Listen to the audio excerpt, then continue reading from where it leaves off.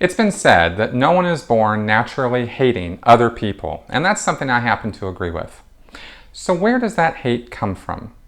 I have a few points I'd like to bring up, and I want you to hear me out on this because this is important.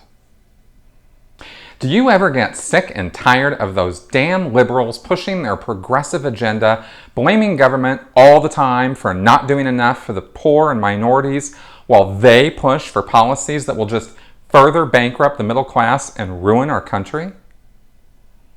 Maybe it's not the liberals. Perhaps it's the conservatives who are really to blame, since it's obvious to anyone who has eyes that they're all marching in lockstep with the corporations and the affluent 1% to destroy the middle class and keep us all in chains of financial bondage. Then again, it might not be the political system at all. It's just all those damn foreigners who keep polluting the American dream by taking away jobs and opportunities from honest U.S. citizens who shouldn't have to compete with those mooching immigrants for jobs they're entitled to. On top of the immigration problem, when you look at all the lazy, poor, and welfare queens out there who are just getting a free ride on the backs of the hardworking middle class, the very people who slavishly support those shiftless slackers so they can sit around playing Xbox and yap on their iPhones all day, it's enough to make me sick. Do you know what makes all of us sick? The fact that toxic babble like all the nonsense I just spewed flies around the airwaves and social media all day long, and we take it in and use it to shape how we see the world and how we treat each other. The truth is that none of what I just said has anything to do with real people, nor does any of that generalized hateful rhetoric solve even one of the myriad of social, economic, religious, and political problems we all face. So what's the problem?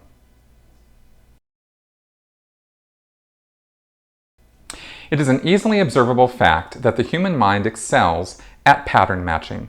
We look for patterns or shapes that are familiar to us in our environment. There's nothing wrong with this. It's a crucial element in our very survival to be able to recognize things we have seen before, to have on file the traits and characteristics of things which we need to get along in life.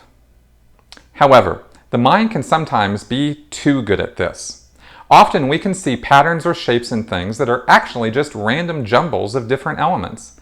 Examples of this happen every single day, such as seeing monsters in cloud formations, thinking an open shower curtain is a person waiting to pounce on you in the bathroom, or seeing faces on almost everything from a piece of toast to the side of a building.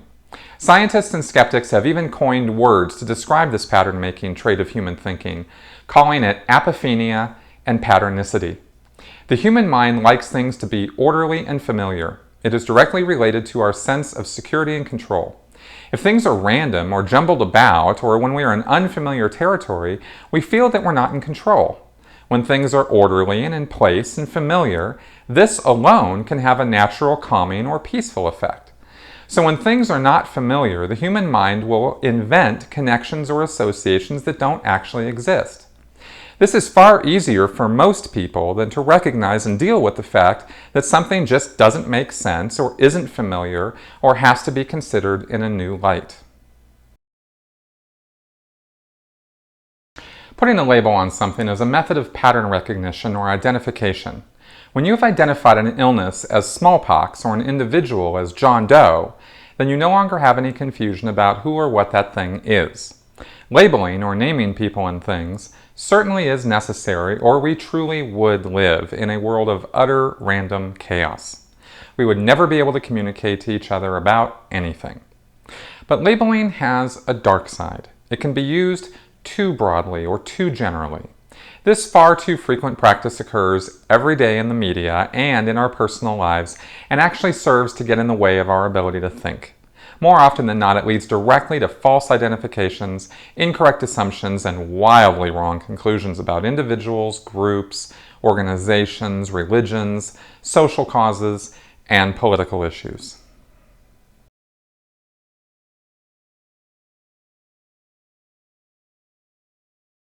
When a thing is named or labeled, the mind assigns that thing certain characteristics or makes conclusions about it based on the label. For example, I could think that a Ford car is made in America and therefore is more expensive, of better quality and will be more rugged or solidly built than other cars. I could also think that because a Subaru car is made in Japan, it'll be cheaper in price, probably has more electronic components, is compact, and is not a vehicle I would want to be in if it was rammed from the side by a large truck. These characteristics are all assigned by me automatically to any car with a Ford or Subaru label on them. Now, am I right in making those assumptions? An atheist is a person who has no belief in any gods of any kind, is completely intolerant of any kind of faith-based thinking, wants traditional holidays banned, gets into heated discussions as often as possible with people who do have faith, especially Christians, and is usually a sexist. An average Christian, on the other hand, is completely intolerant of any other belief system, goes to church every Sunday, believes the Bible is God's literal truth and is also historical fact, thinks all science is a useless and stupid waste of time, and wants everyone on earth to realize that they are basically evil. If every time I met an atheist or a Christian, I assigned these traits to them, do you think I'd be welcomed with open arms and make some great new friends? Of course, all the examples I'm giving here are completely wrong. The problem is that I am making broad, generalized statements about a whole class of people or things which obviously do not apply to every individual person or thing in that class. You can call these labels, but another more accurate term would be generalities. In the list of logical fallacies, this is called faulty generalization and is a form of jumping to conclusions. Identifying a broad class of people with a label is obviously necessary for purposes of classification or census or statistics. It's extremely helpful for medical personnel to know how many people have type AB blood in a given area. A medical census could quickly establish this, and you could have a broad category of AB blood types. It's also helpful to know how many people consider themselves Christians or Mormons or Hare Krishnas when one is seeking to get demographics information for a population sample. This information has certain practical uses in PR and marketing, for example. It becomes problematic when a broad label, a generality, is applied to individuals or groups as a substitute for thinking or a reason to be intolerant. Generalities are very dangerous to thinking because they're actually thought-stopping. When someone uses a generality to identify someone, they no longer have to think about that person. In fact, the generality serves as its own sort of mental image or picture of the person. So you get this odd phenomenon of people not arguing with the person in front of them and dealing with their ideas and beliefs, but instead arguing with some kind of false generalized mental creation of a liberal or a Christian or a bigot instead. This is the basis of almost all prejudice, which by its very nature is faulty logic. Truth is a specific thing. Joe Jones is a specific individual with his own set of ideas, conclusions, and beliefs. You can't argue with Joe Jones by labeling him as a liberal and then coming down on him for every single thing any liberal has ever said to you. It might feel good to vent against Joe Jones, but you certainly won't be changing his mind by telling him that he thinks and feels things that he doesn't.